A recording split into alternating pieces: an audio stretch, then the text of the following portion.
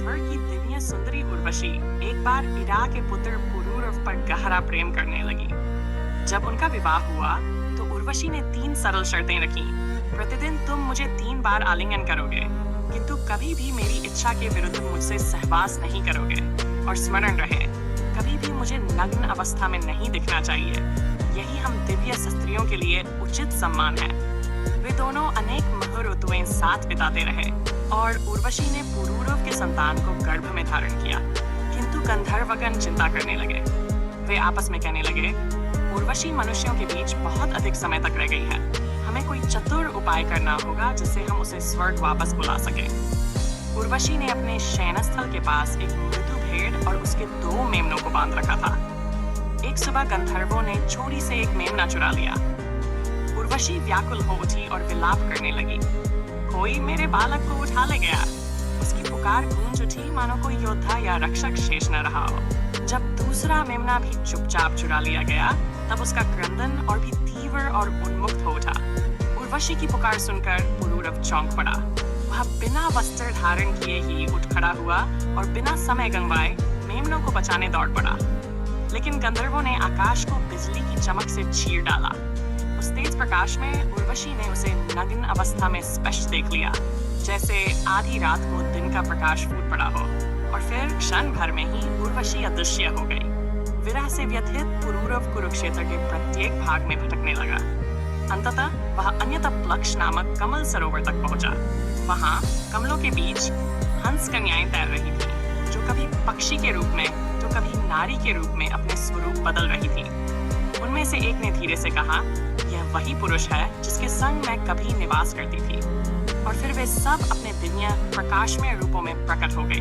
वह घुटनों के बल गिर पड़ा और विनती करने लगा, हे मेरी प्रिय, जिसका हृदय अब हिमसा शीतल हो गया है, ठहरो और मुझसे कुछ वचन कहो। यदि हमारे हृदय के रहस्य यूं ही अनकहे रह जाएंगे तो हमारे जीवन में आनंद कभी लौटकर नहीं आएगा। परंतु उर्वशी ने उसे उत्तर दिया, जैसे प्रभात रात्रि को उत्तर देती है। अब शब्दों में क्या ढाढ़स जो समय बीत जाने के बाद कहे जाएं। मैं तो प्रथम प्रकाश की भांति बीत चुकी हूँ। लौट जाओ अपने घर पुरूरव। मैं वायु हूँ और वायु को कोई थाम नहीं सकता। विलाप करते हुए उसने चेतावनी दी, आज तुम्हारा प्रिय नष्ट हो जाएगा। दुर्भागी की कठोर करुणा और विकराल भेड़ियों के पंजों में फंसा वह सुदूर तट पर खो जाएगा।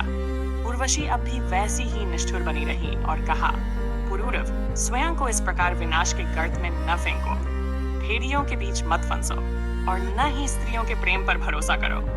उनके हृदय तो अर्धपालित सियारों के समान होते हैं। उसके शब्दों ने पुरूरव के हृदय को बींध दिया। फिर भी करुणा की एक हल्की लहर उर्वशी के भीतर उमड़ी।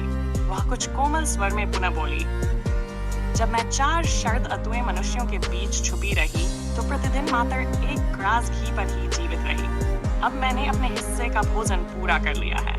परंतु जब वर्ष का अंतिम दिवस आएगा, जब हमारा पुत्र जन्म लेगा, तो उस रात्रि के लिए तुम एक बार फिर मुझसे संग कर सकोगे। वर्ष की अंतिम रात्रि को जैसा वचन दिया था, पुरूरव लौट आया। उसके सम्मुख एक स्वर्णमयी छिलमिलाता महल खड़ा था।